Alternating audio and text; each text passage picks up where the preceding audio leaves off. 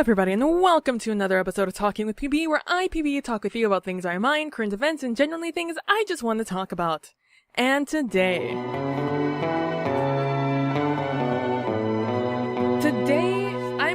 so first of all, welcome back to Talking with PB. I haven't done one of these since, I think the last one was the 100 and why I don't ship lady couples, which I also have now new feelings about now that new things have happened in the community. But that's not what we're here to talk about. Although it might come up. I don't know. We'll see. But what I do want, also, I have to apologize. It is June 14th. Is it Juneteenth? Is today Juneteenth? Or is that the 13th? Juneteenth. Dear Google? No, it's actually on the 19th. Juneteenth. It's Independence Day here. It's Emancipation Day. Over here in Texas. It's known as Juneteenth. Nobody celebrates it, but it's a holiday. Anyways, so yes, I have to apologize because there are cicadas outside, or maybe crickets. There are some noisy animals making a lot of mating sounds with the brrrr. I'm sure you can hear in the background, so I'm just gonna go ahead and apologize for that right now. Also, if you can hear either of my fans, again, there's only so much I can apologize for. It's like 95 degrees outside, you know, like, we'll deal. So, what I want to talk about today is, I recently started watching Wynonna Earp. And when I mean recently, I mean like, I think it's been like maybe 2 weeks, maybe a week and a half. And I'm currently in my second watch through, which first of all, you know it's something special. I'm watching something special if I'm rewatching it. I hate rewatching things because I feel like it loses a lot of its charm.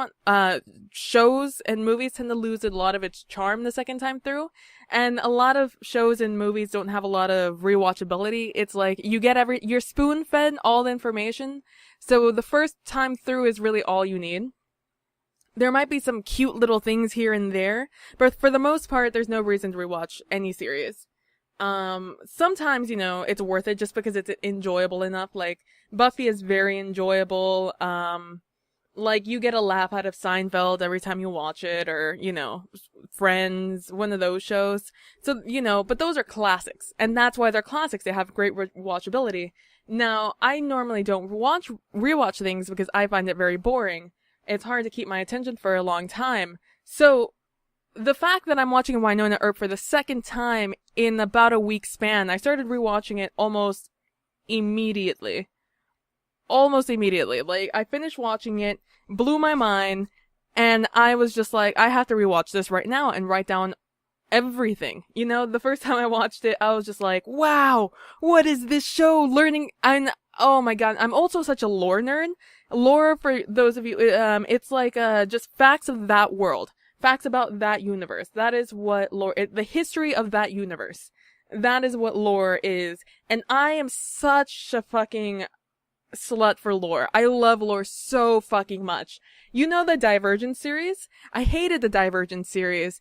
It went so far into YA bullshit that I was so over it, you know? Like, but you know what?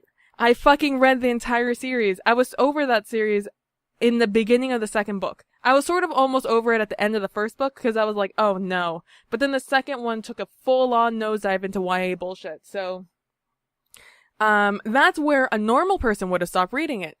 I, however, am a fucking lore nerd, and I want to learn fucking everything. It's the Divergent world.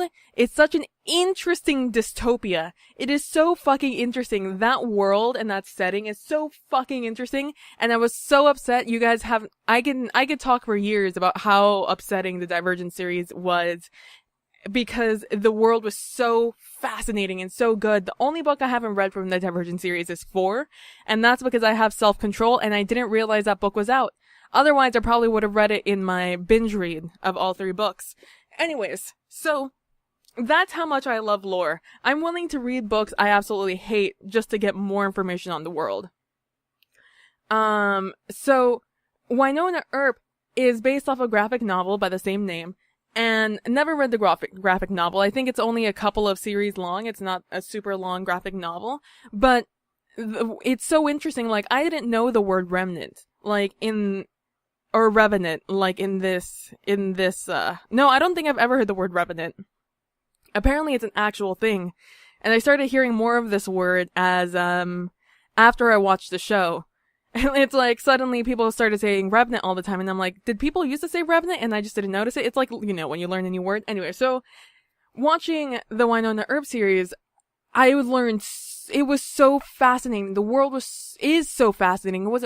It's so fucking fascinating. You know, them establishing all the exposition, all of them explaining everything, and all of that was so well done. Like, first of all, before I get into all the lore stuff, let me tell you about Wynonna Earp. Wynonna Earp is a fucking phenomenal show. It is witty. It is smart.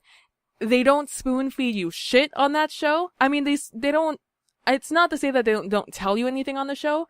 I mean, obviously, you learn things as things progress, especially once they happen. You learn, oh, hey, that's a thing.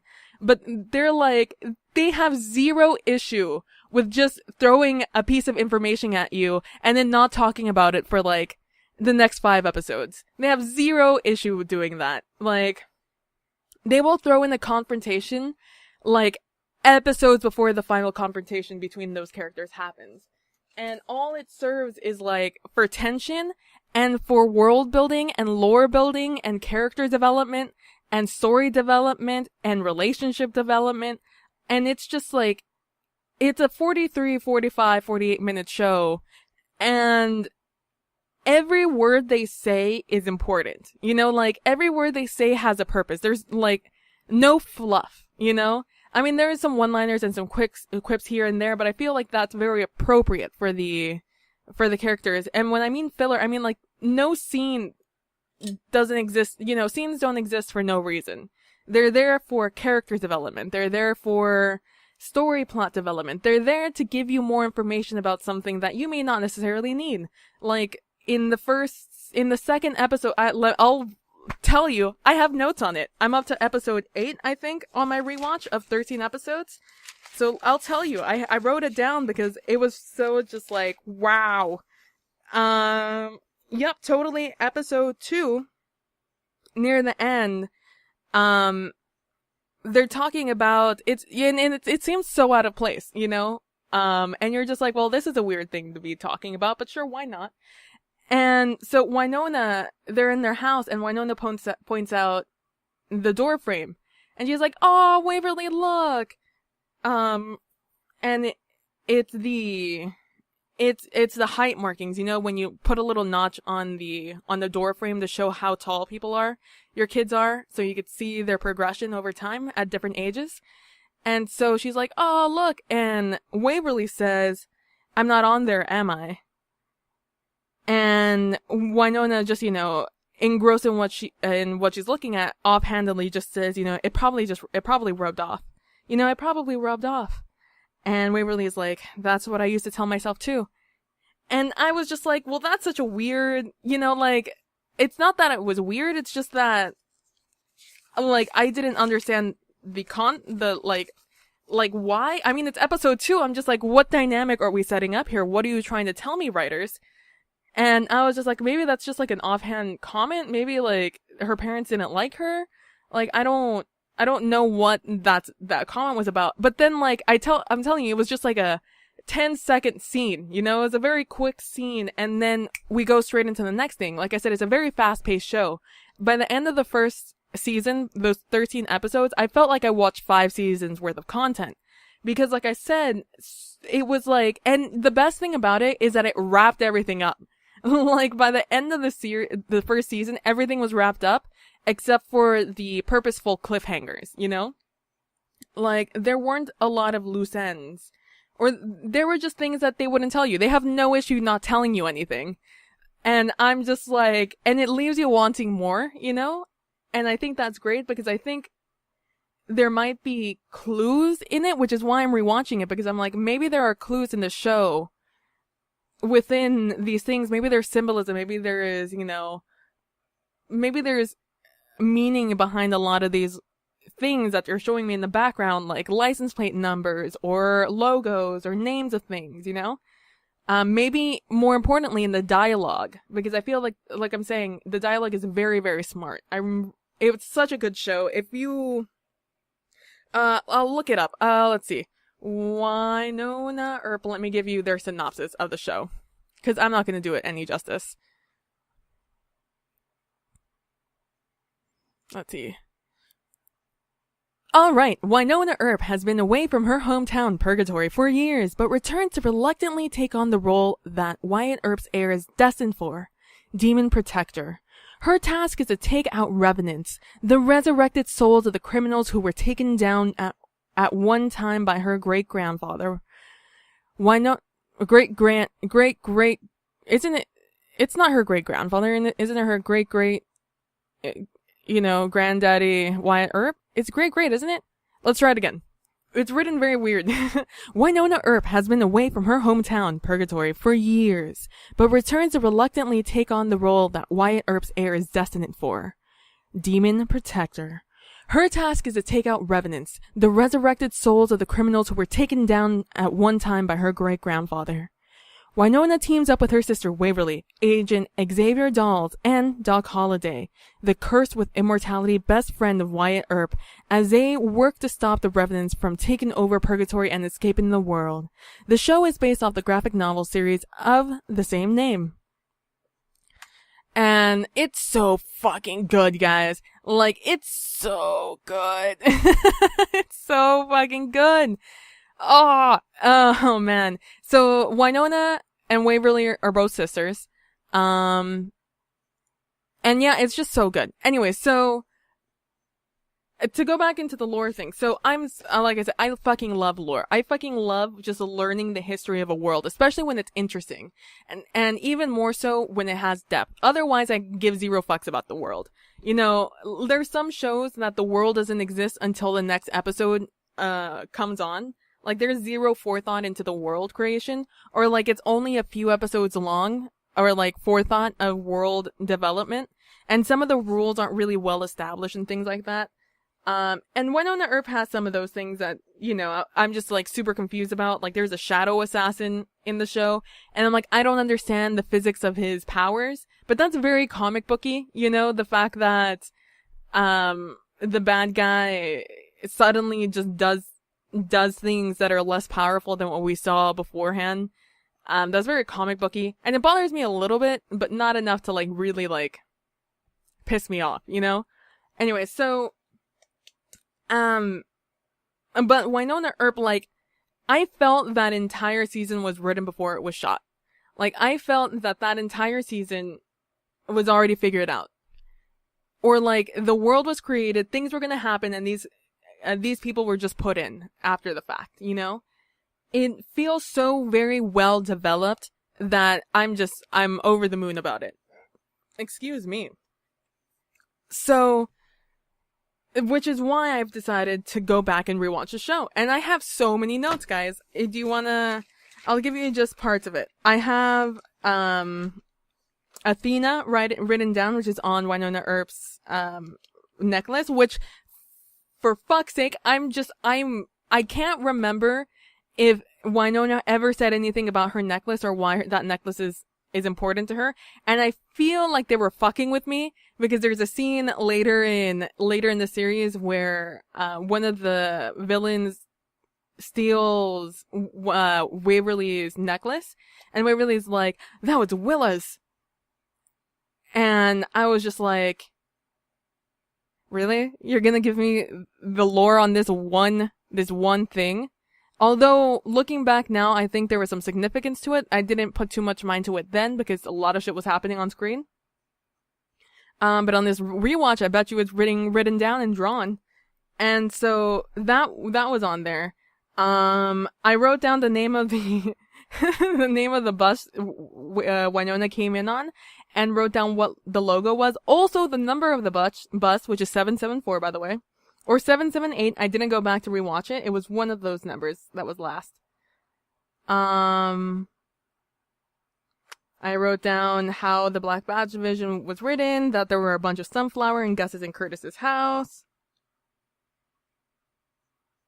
That Wyatt didn't drink. He preferred ice cream, which, I mean, who doesn't? I apologize for the child screaming outside. And yeah, I drew a picture of the picture that Dawes was looking at it in the book in the third guy. I wrote all his random information. Um,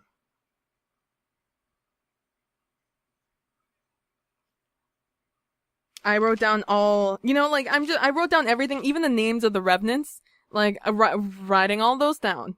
So, like, I love doing this shit. I love it so much because I like to figure out it because it upsets me when I don't figure out the plot before it happens.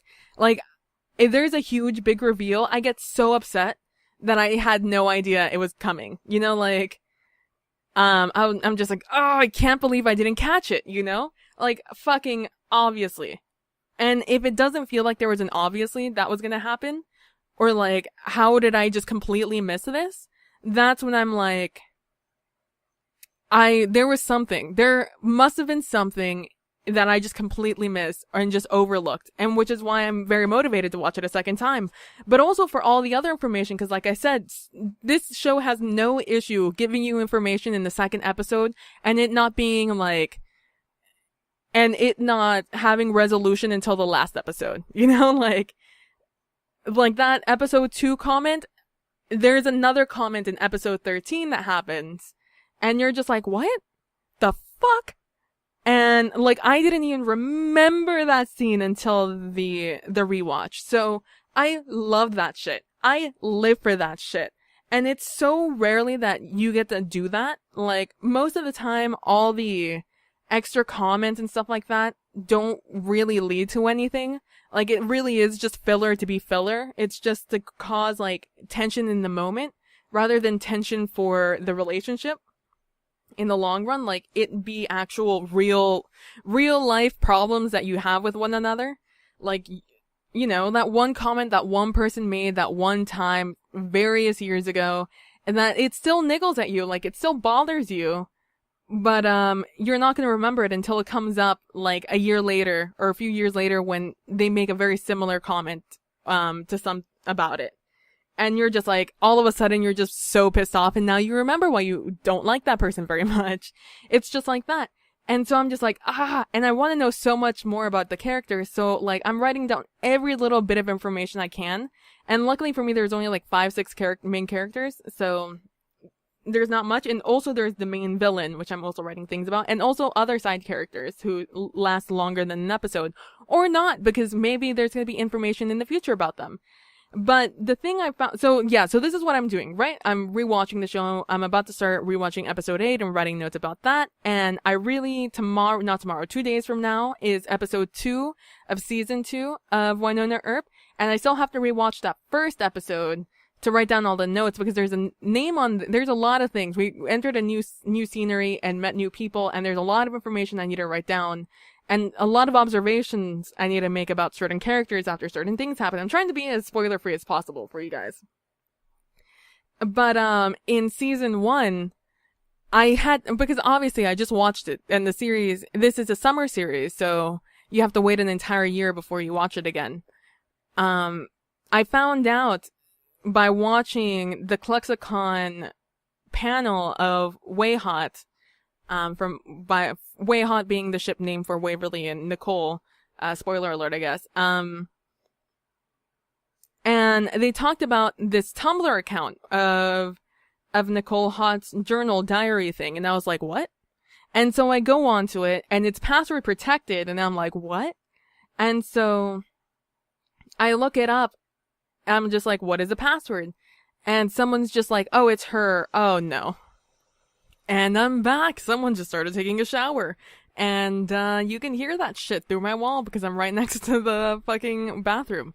Anyways, but the password, they're like, it's her license plate number. And I'm like, bitch, I know that. I have it written down. I got receipts. It is S3JA03. I wrote A03, which I got it wrong the first time and the second time. And then I tried 0 and it was right.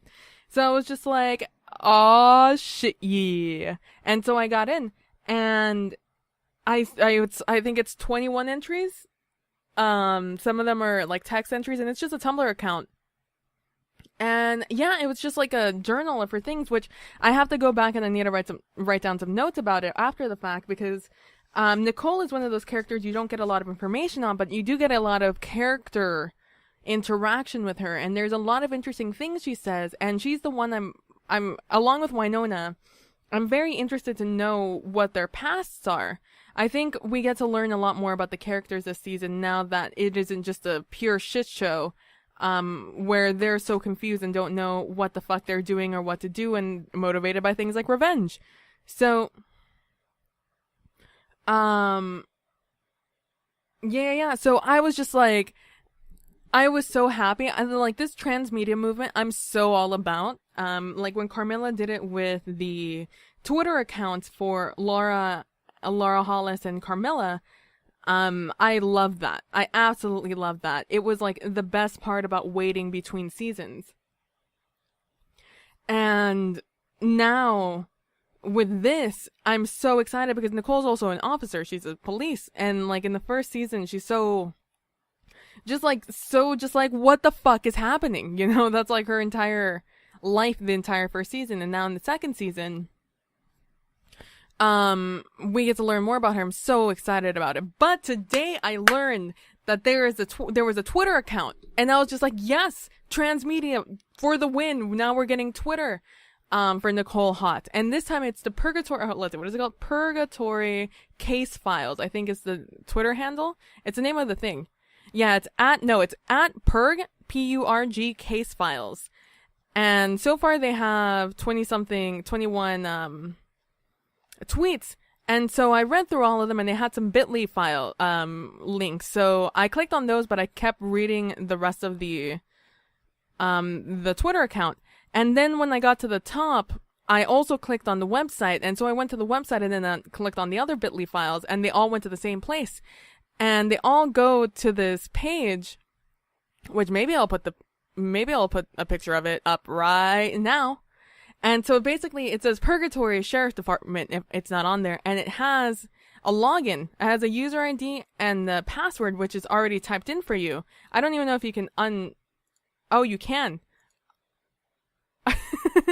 You can click on it, so it you don't have the password anymore. Oh, I would love to know the password. Oh, I'll figure it out later. I'll do the research later. But anyways, you log in, and then you go to the fucking, it's like your it's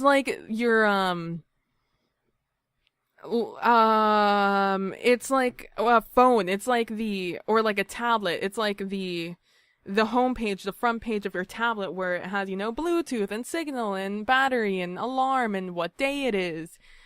Accurate to accurate, and tells you who's logged in, and it has all this information on it, and I haven't clicked on any of it because it's so much, it's too much, and I felt like I was gonna cry. I almost did cry. I got a little bit misty-eyed because this is so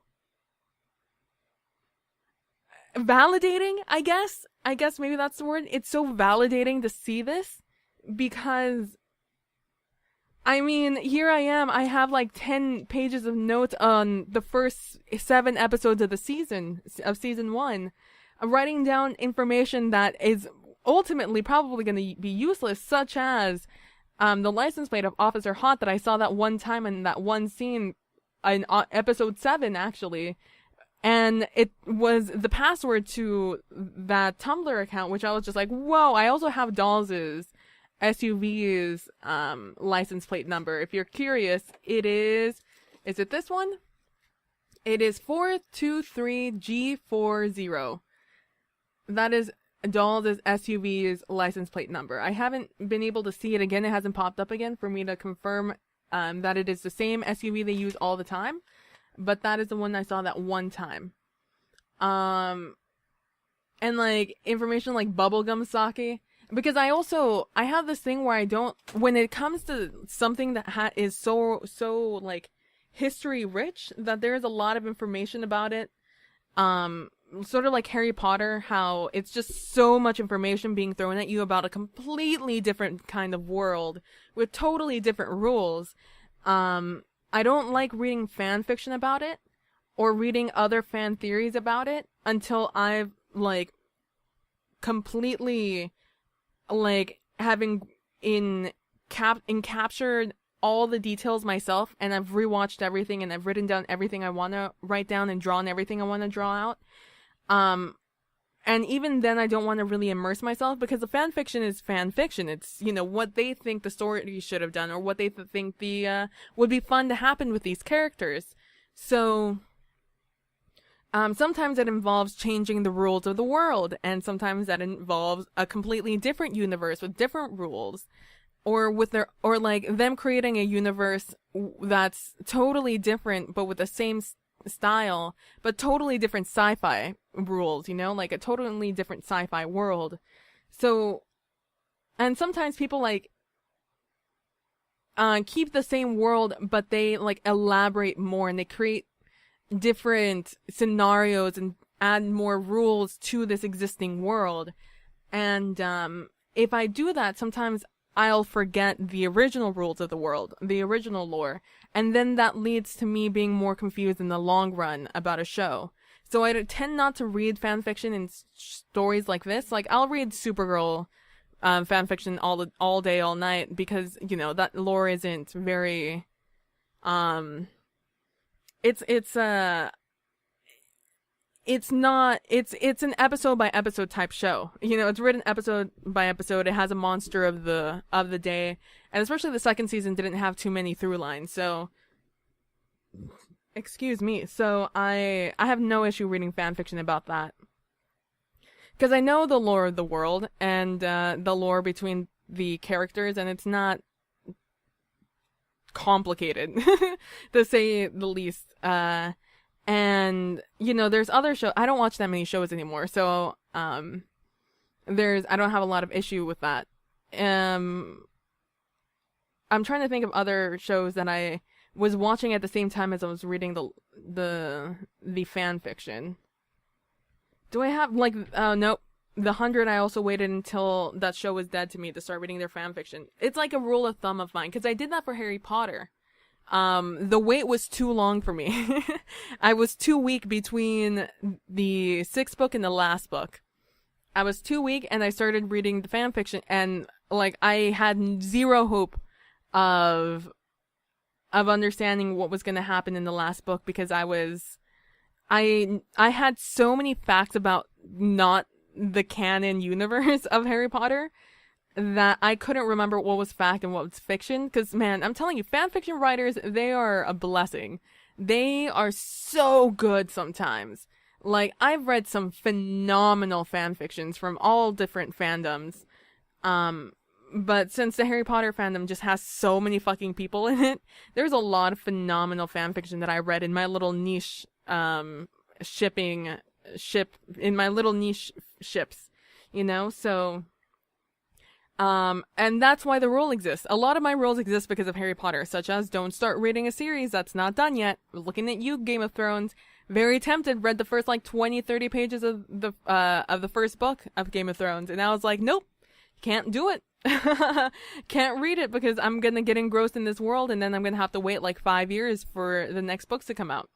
And I am not about that life anymore. I'm too weak, and I'll read fan fiction, or I'll watch the show, and then my facts are gonna get all fucked up, So I'm not doing that with Wynonna Earp. So I don't know any of the fan theories. I don't know anything. I don't even want to watch interviews. I don't want to get spoiled about anything until the second watch through. And even then, I don't think for season 2 I'm gonna watch any of the trailers until after the fact, because I don't want to be spoiled on anything that's gonna happen on the show. I'm gonna drop all media, because I have to watch it the day after it comes out. So I'm gonna drop all social media on Fridays and pick it back up after I've watched it on Saturdays. And it's I haven't felt this passionate about a show in years, maybe ever. It's the first show I've actually felt the need. Well, it's probably because my ADD is really fucked right now, and I need to actually write things down, otherwise the facts will be lost forever in my crazy brain of mine. But it's the first show for sure that I've actually written down notes. For the most part, I rely on just memory to remember the facts, but I've gotten into the habit of writing notes because of D&D. I'm the note taker in D&D. Like I have an entire notebook full now. It's been like 30 sessions, I think, and just full of notes about, like I said, mostly useless things probably. Oh, sorry about that. You guys can hear that. Oh, good. Discord just like half crashed my computer. Do not disturb. There we go. And we're back. Cool. But yeah, and so to see this website, this purgatory, it's for those of you curious, it's www.purgatorysd.com. And that's what it is. And I'm just like I'm over the moon. It's so just validating to have all this extra information. And like I said, I haven't clicked on anything because it's so overwhelming.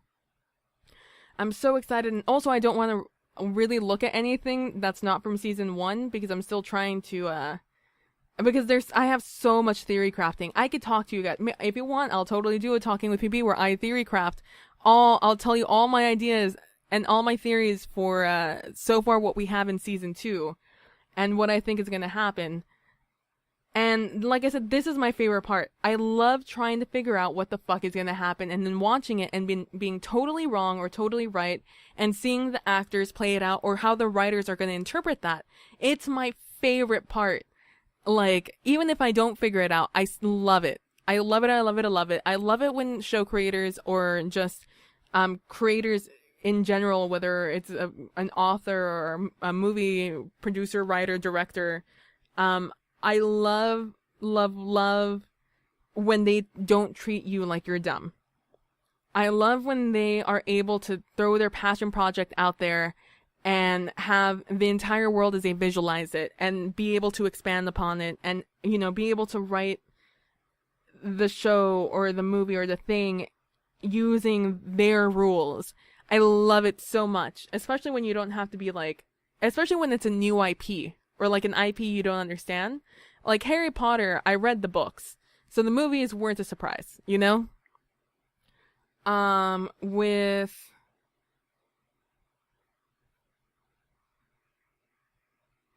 oh god, I'm trying to think of something else. You know, like for some things, or like when it's just really tropey, or like you know what's gonna happen because you've read like 12 other books that are exactly the same, or watched 12 other shows that are exactly the same, or the same storyline just with a different skin.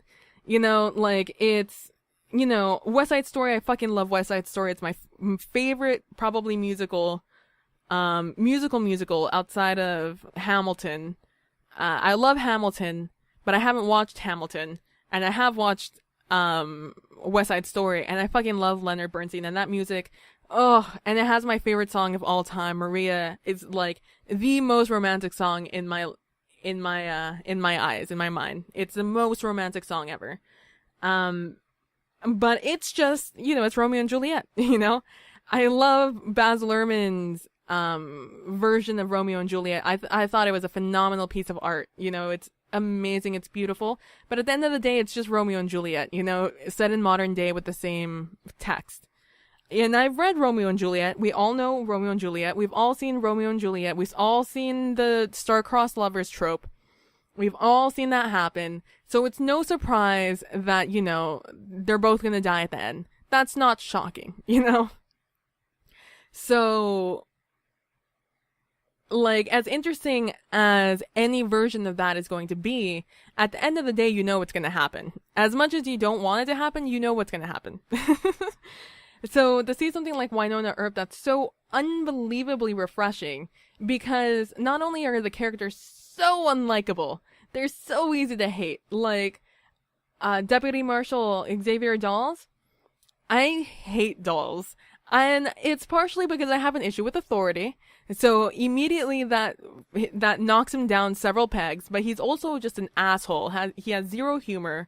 And it's all the things I sort of hate in people. And so I hate Officer Dawes as a character so much. But he's such a great character because he embodies all those things so well. And I love his character because I hate him so much, you know? Like, he's such a well-written character. And he serves so much, he serves the story so well, you know? And like Wynonna is such an unlikable character, you know? She's a total dick. She's an asshole. But like what is the word? She's our flawed protagonist, our flawed hero, you know? Our so flawed hero. She is like almost an anti-hero, but she's the hero. It almost gives you that feel of Deadpool without the fourth wall breaking and the crazy. So like I love her character so much as flawed as she is. You know, same thing with Doc. I fucking Doc, I have such a love-hate relationship with his character. I have such a love-hate relationship with Doc. Cause I want to like him, but he's such an asshole, you know? You know, I love Waverly. But Waverly still does some things that really irks me. Same thing with Nicole. I love Nicole. But she does some things that really irks me, you know? And it's just like, I love that. Like, even our villains are layered, multifaceted beings, you know? So, it's so just refreshing to be able to see multifaceted characters that you can simultaneously love and hate. I love that, and it's something I don't think we get enough of. It's just like Seinfeld, you know? Why do people love Seinfeld so much?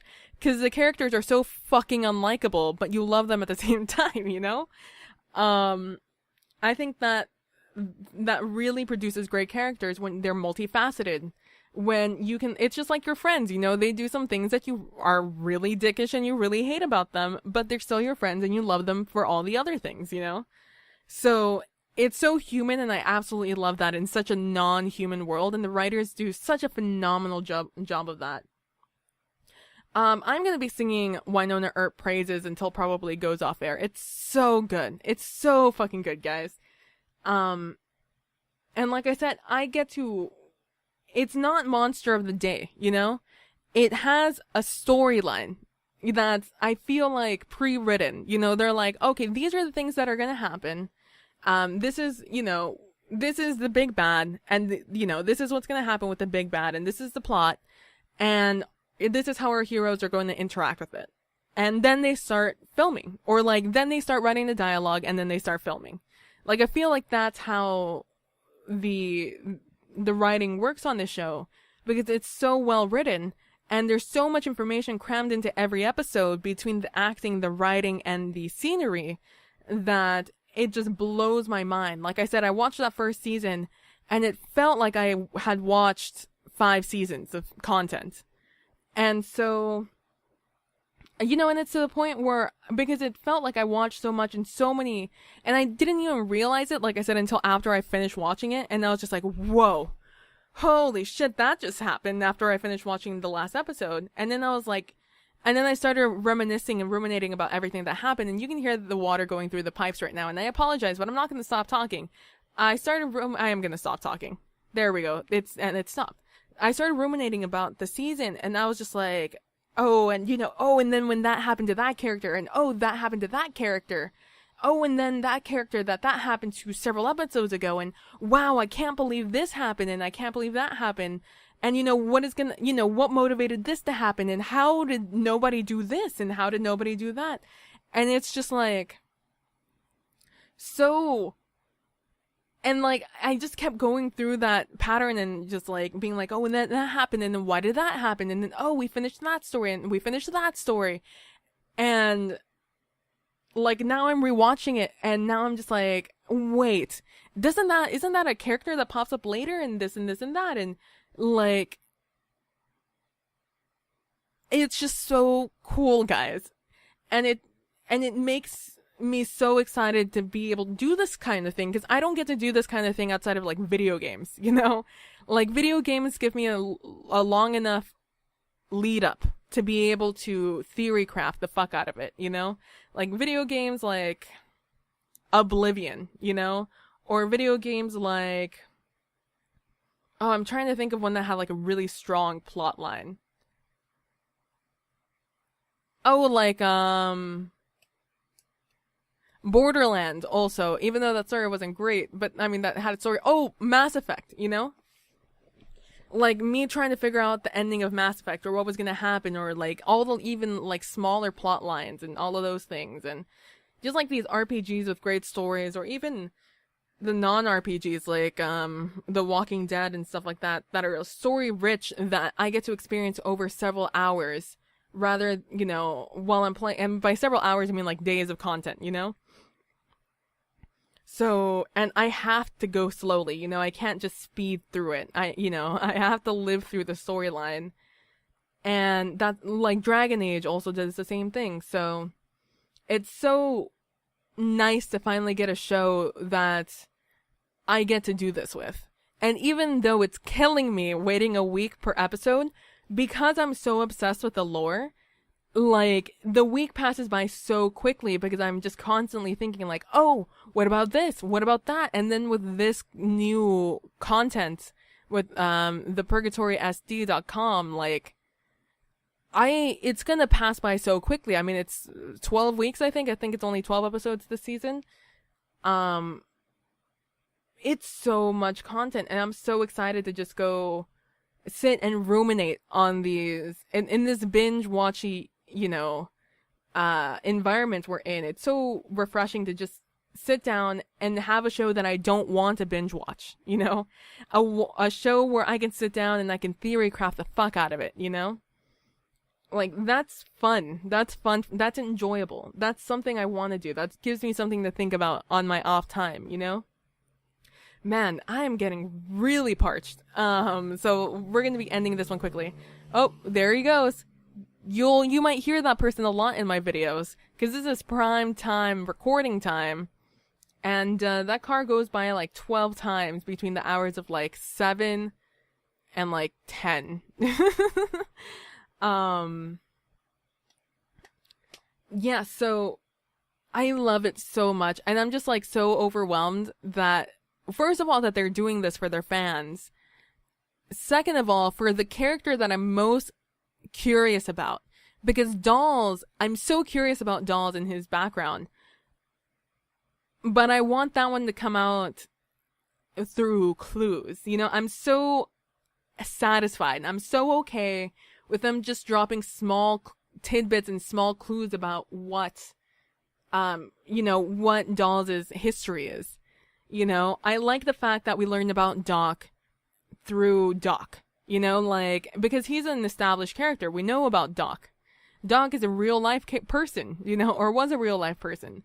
So you can look up information about Doc and you can learn about Doc, and Doc's history is out there for the world to read, especially in world, and Waverly knows all about everyone, So it's so fascinating to have, because, historical figures are so different from your history textbooks to who they were in real life.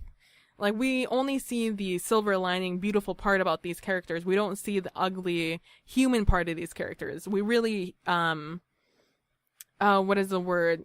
I was gonna say demonize, but it's the exact opposite of demonize. We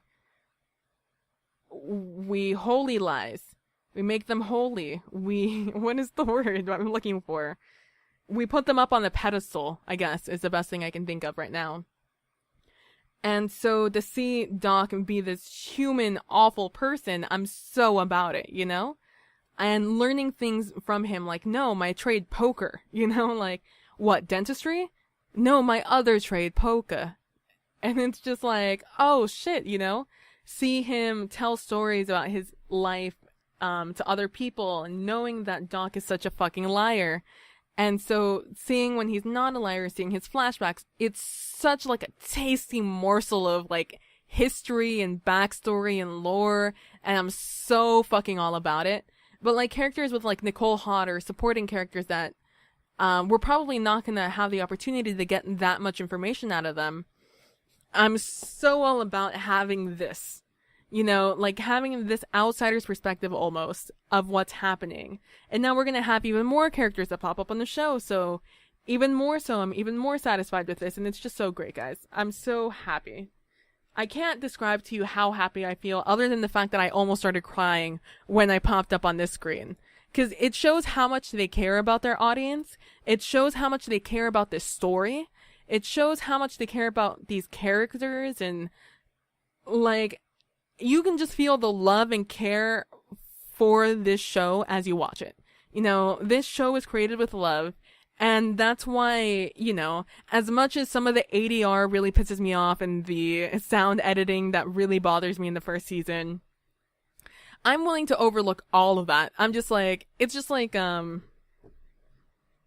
when your cute kitten sort of like scratches you on accident. Oh, here comes this car. That's not the motorcycle that passed earlier. That car also passes by a million times between the hours of 6 and 11. So that's my life. But yeah, it's just so great to see. I feel like I was talking about something different, but I can't remember it anymore. Just to see how much love and care goes into the show. It's very easy for me to look over any small mistakes or anything ridiculous like the Shadow Assassin, whose laws of physics and the rules of his own character change between, force perspective and real life or whatever their logic between why he moves so quickly in this area and so not quickly in this other area, Like, oh my gosh, I'm just like so over the moon about this show, and I'm so glad I found it. I'm so glad I finally fucking watched it. It's been on my list for ages, and I'm so happy that it finally, like, works, Oh, guys, I can't describe to you how much I love this. I can't describe to you how much it means to me. And how much I hate cicadas. I think they're cicadas. So, is there any final thoughts I have? Go watch Wynonna Earp. If you're still watching this, still listening to this, go watch Wynonna Earp. It's a good show. It's on Netflix right now. It airs on Sci-Fi and I think Space. I think that's the other channel. I get it off of Google Play, and you can get it off of iTunes also. But like I said, first season all on Netflix right now. It airs on Fridays at 10/9 Central.